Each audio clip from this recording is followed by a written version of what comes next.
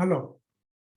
Teaching of design and analysis of algorithms to undergraduate students is always has been a challenge, especially so when the student belongs to tier 2 or tier 3 colleges.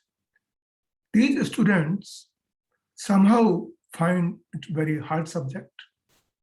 They remain uninterested, and most of the time they pass the exam by simply using rote memorization and memorizing the algorithm and writing the same in the exam. They find it boring or uninteresting because most of the time the students are not able to correlate the algorithm being taught or discussed in the class to some real life scenario or something that will excite them.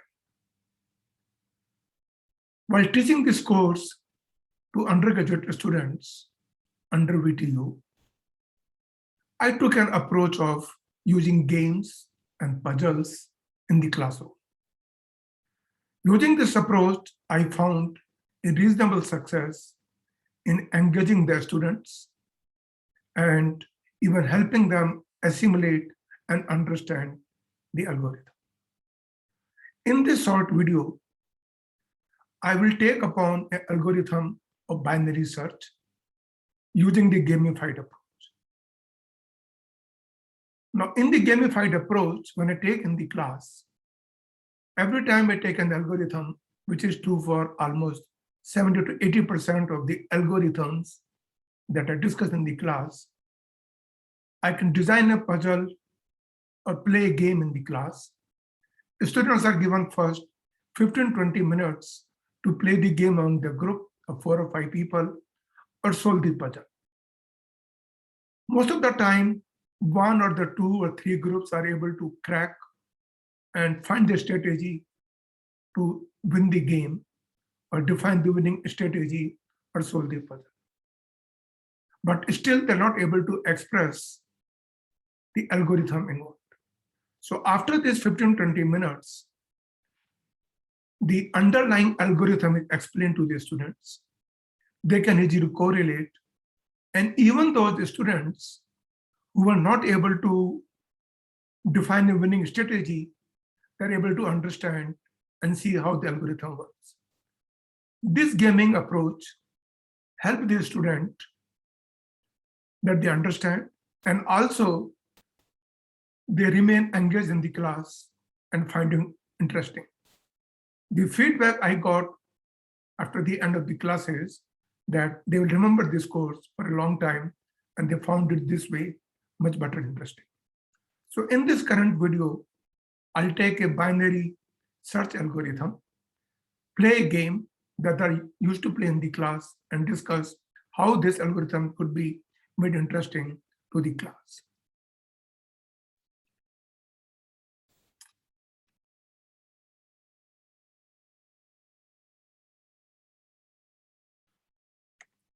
In the game that we'll play, basically we'll ask a student to pick any number between 1 and 128. You will be shown a set of 7 cards. Each card will contain some numbers.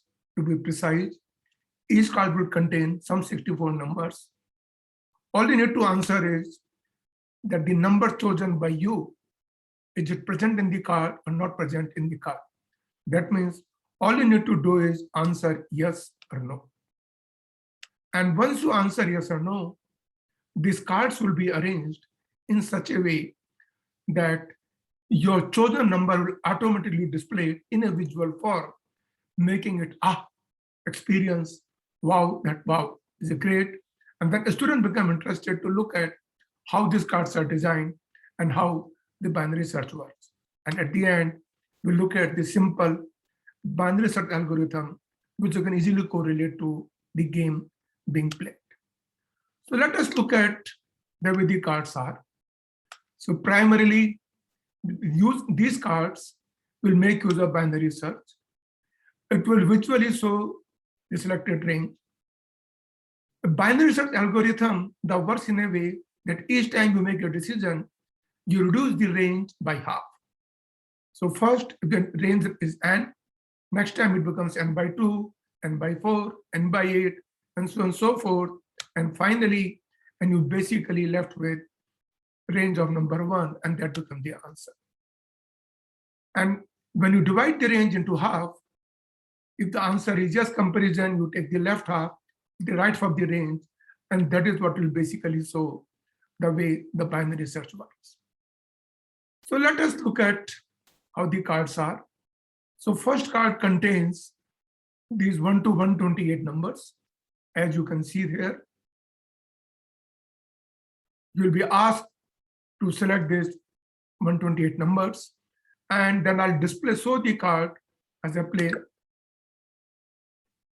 This is card 1. So what you see is the gray area or the orange colored area. There's a cutout, something like I'll show actual card. So this is the actual card. I'll show you the actual cards.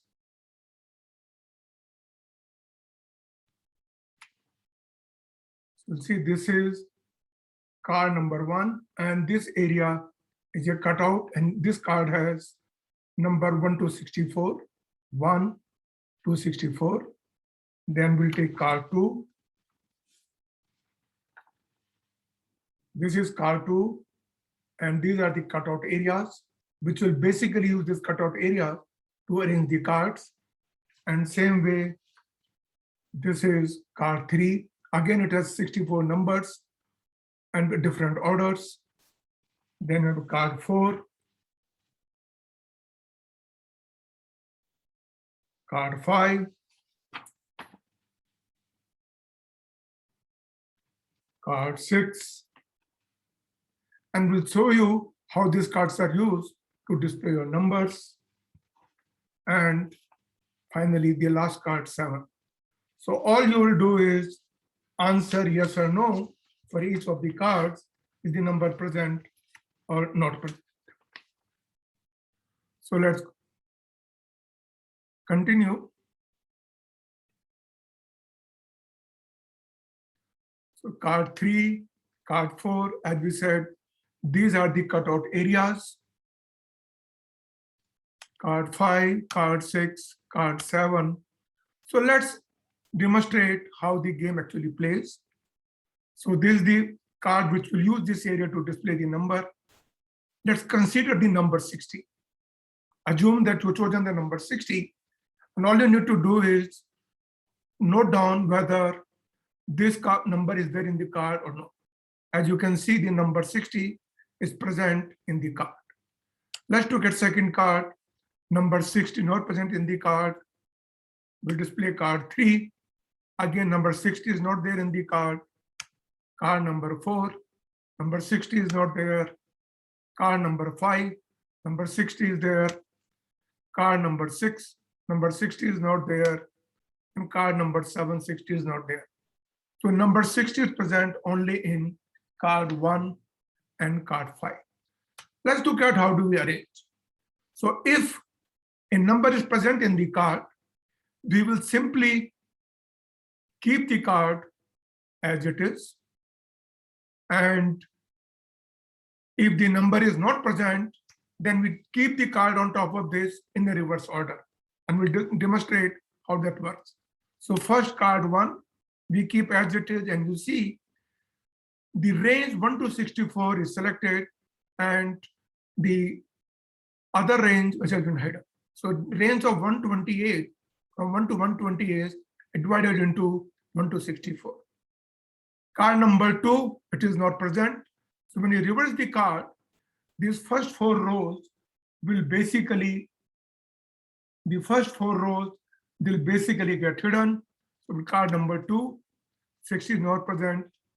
Now card number 3, again 60 is not present. We'll keep the reverse, and we keep the reverse. This area would again be hidden.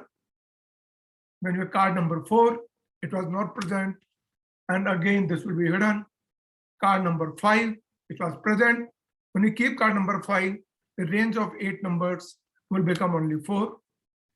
Card number 6, it is not present, and card number 7. And finally, this is what you'll basically see the card number. Let me demonstrate that to you actually using the cards that I play in the class.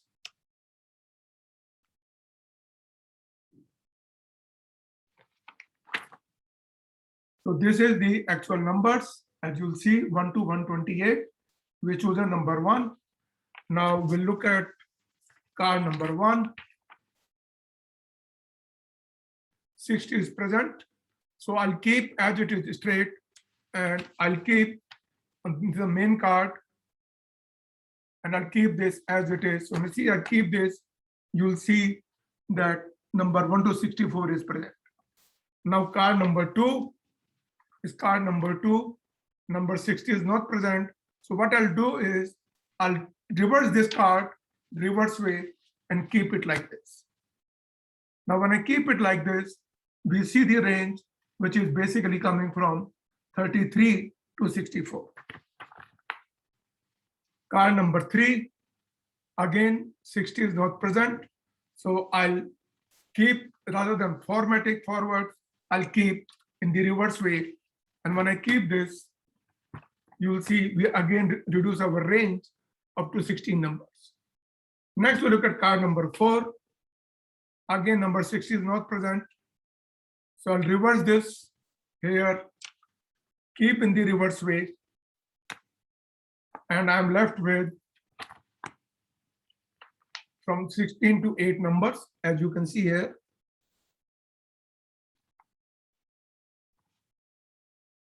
Of card number 5,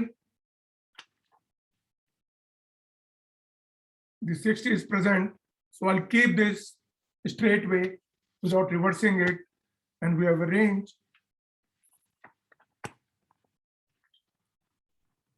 Then I'll keep card number 6. Card number 6, 60 is not there, so I'll keep it reverse. And similarly, card number 7, 60 is not present, and I'll keep it reverse. And then you see, you can actually see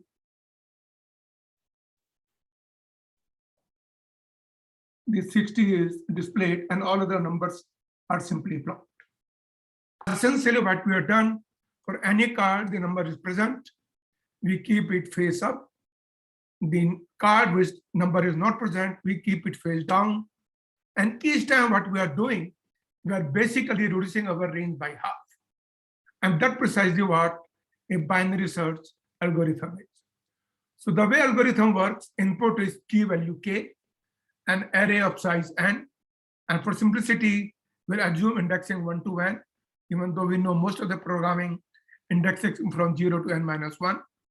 So the way algorithm works, start with low is equal to 1, high is equal to n, and our objective is to reach the array size of only 1, and that should be our number.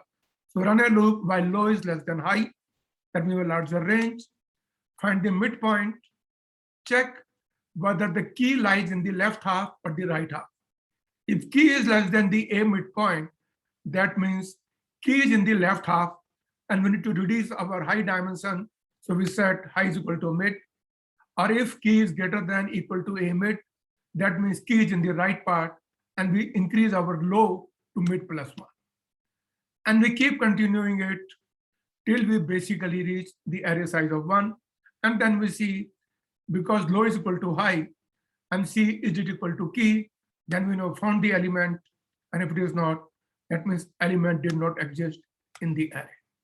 And that's how the basic algorithm works. So let's look at the analysis.